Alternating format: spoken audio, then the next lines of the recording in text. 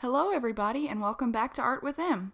Today is kind of a follow-up video to my most recent video where I unboxed these. If you haven't seen that and you're interested, go ahead and watch that one first. In this video I'm just going to talk about how old these might actually be. I did quite a lot of research, so let's get right into that. I want to start with the colored pencils first. When I found out about these, which I took them out of the box because I was using them, I found out that, as I suspected in the last video, Berol Corporation has now been usurped by Sanford, which owns Prismacolor.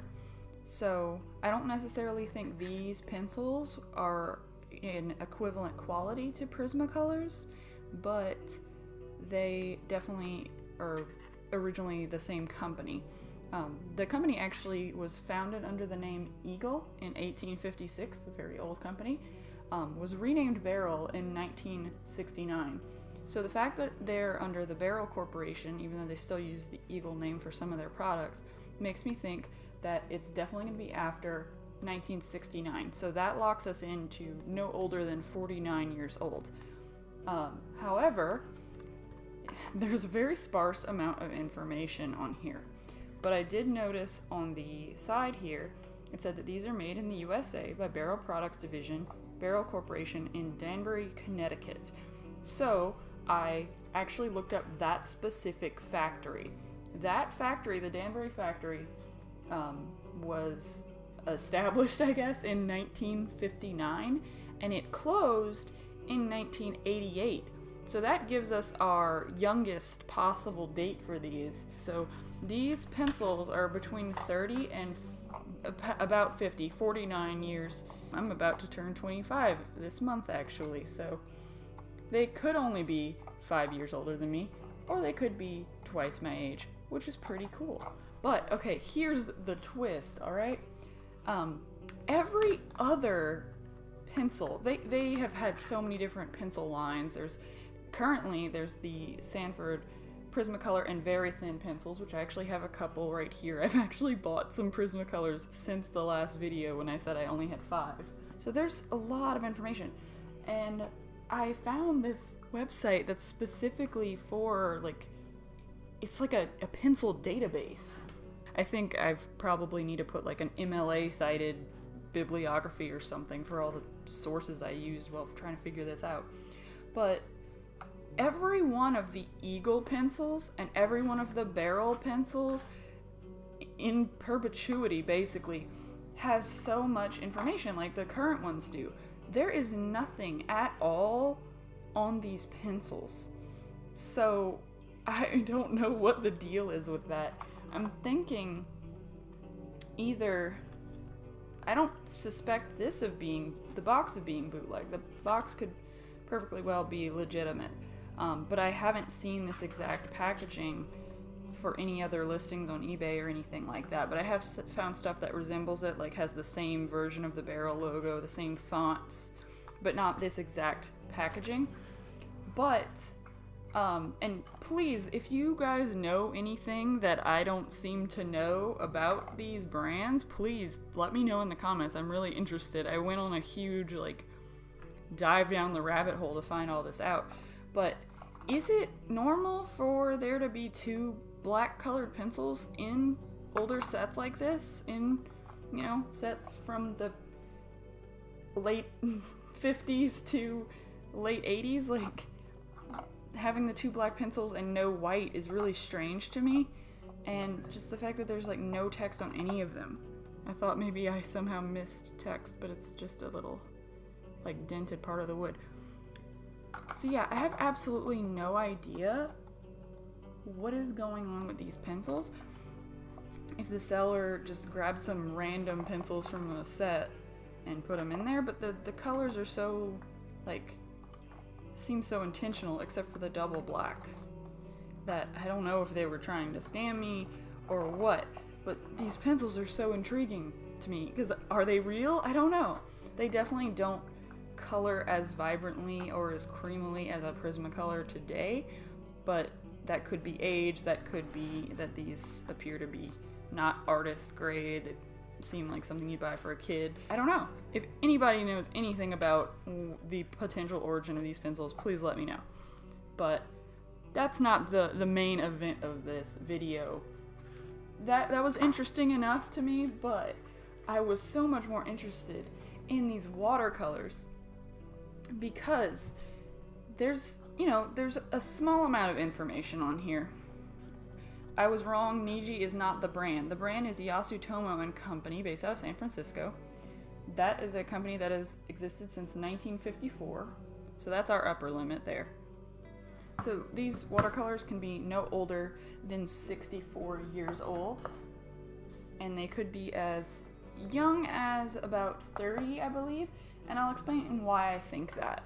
Because there's nothing on here indicating when they were made. It just says, Niji watercolor, which is the line 12 colors, this product code, which I tried looking up and was not able to find anything. Here's what I found out about these. These came in metal tubes, as you saw in the other video, or you're about to see now if you haven't watched that one, or you don't have interest in watching me unbox for like 25 minutes or however long that video is. But let me grab those tubes and show you what I'm kind of concerned about. After I put the paint in the palette, I just kept the tubes in here because I can salvage more paint from it. But I did a few tests and I did some research on these. About these tubes, I'm a little concerned, and I might or might not use this as clickbait because, is it really bait if it's true or potentially true? These tubes might contain lead. So when I was looking up these paints, trying to find any indication of when these are from, because there was absolutely zero information. There isn't even a list of the colors other than what was, on the tubes themselves. So I found a blog post, which I'll link in my description, and I might have a picture up on screen right now if I get permission to use that. The interesting thing is, it was a review of a box like this, not exactly like this, but a box of Yasutomo Niji watercolors. This is a set of the 18. So it had the same, it didn't have this logo, it had their newer logo, but the packaging kind of resembled this in that it has these kind of like, I don't know, there's something about this that seems vintage to me, the rainbow, just the way it is. You can tell by the way it is, and like the way the packaging is printed just seems older. So it had a similar color scheme to that, but it had the newer logo. And what I found very interesting is on this blogger's box that she had, it had a big disclaimer label here that said, tubes contain no lead. And they were plastic tubes.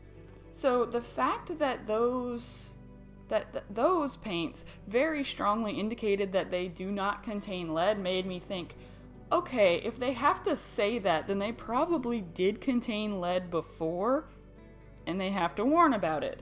And something that also accentuated that concern for me is it had some text at the very bottom on the back where it had a list of colors, and it had like safety approval seals, and it had information on the bottom of the box. It said it conforms to ASTM D4236, which is a safety standard for art supplies. The bill was proposed in 1988, but the rules didn't actually go into effect for manufacturers until 1990. So these are definitely older than the 90s, because they do not have that warning label that was required to be placed on art supplies starting 1990. So these are at least 28 years old. If they had that safety standard and they had an indication that they don't contain lead, lead was banned in house paint in the US in 1978.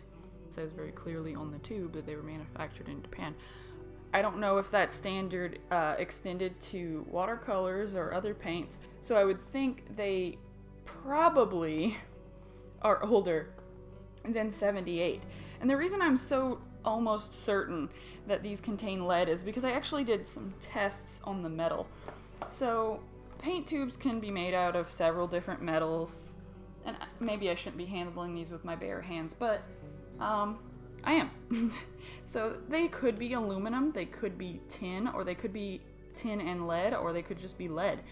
And it's kind of hard to tell, I'm no metal expert, so it's hard for me to tell what the difference is between tin and lead, because they're both kind of silvery looking and they both tarnish kind of similarly. But I found a way to do a few tests.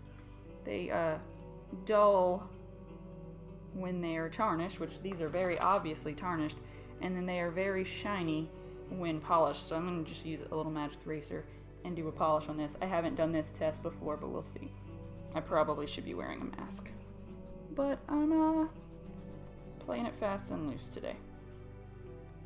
So this is not super easy to tell, but it does seem like under that precipitate, that like powdery stuff, there is a dark tarnish, and then beneath that there is a shinier metal. So like when you unfold it, you can see, well, please focus, there's a shinier metal beneath. So this could be tin or lead. And another test I found to find out what metal something is made of is, and this is a fun art history fact too, is the reason we call the graphite in pencils lead instead of graphite in most cases, like it's just slang to call it lead, is because actually before the discovery of graphite as a writing medium, lead and other metals were used to draw with. Like, it's called metal point. You basically take a tiny rod, just the tiniest metal rod, in a lead holder. I have like a modern lead holder here.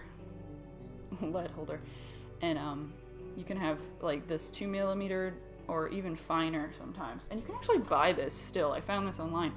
You can, since lead is so soft, you can draw on any paper with lead. It will just get grabbed by the paper and make a mark that very much resembles graphite. So I actually did this test before, but I'll do it again on camera so you can see.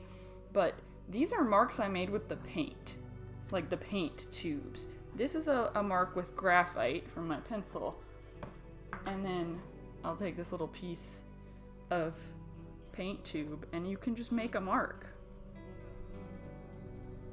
I'm not pressing very hard, except for the fact that the metal is actually so soft it's bending under the pressure. So let me fold that up a little bit more. And look, it's making marks. I can draw with it. So I'm thinking maybe those are lead, and I should probably wash my hands very, very well now, because look at this dust. So yeah, I think that's super interesting that I might have bought basically toxic paint tubes.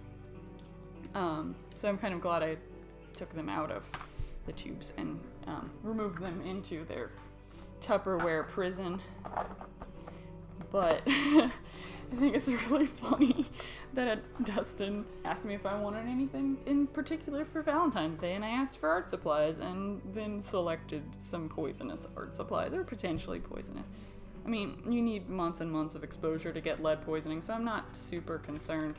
But isn't that wild? Isn't that absolutely rad that you can actually draw with this metal? And actually, I feel like I read that the mark test doesn't work with, so with metal point, what became the most popular was silver point, which is with silver. But you need a specially coated paper that's a little more rough to grab the silver, because the silver's harder, and lead was so soft it would lose a point much quicker than other metals. So I don't know if tin or aluminum would have this same effect. Please let me know. I am not a metal expert. I don't know all the history of what materials were used, but yeah, I think these Yasutomo Niji watercolors might have come in lead tubes because of their promise that their plastic tubes do not contain lead. Made me think that their metal tubes probably did, and that's why they switched. So there you go. Hope you enjoyed this. Thanks so much for watching. Bye. If there's any links I forgot to include in the description and you for some reason feel like finding out where I found it, let me know and I'll try to track them down. Or you can do some Google foo on your own and try to fall down the same rabbit hole that I did. So, hope you enjoy.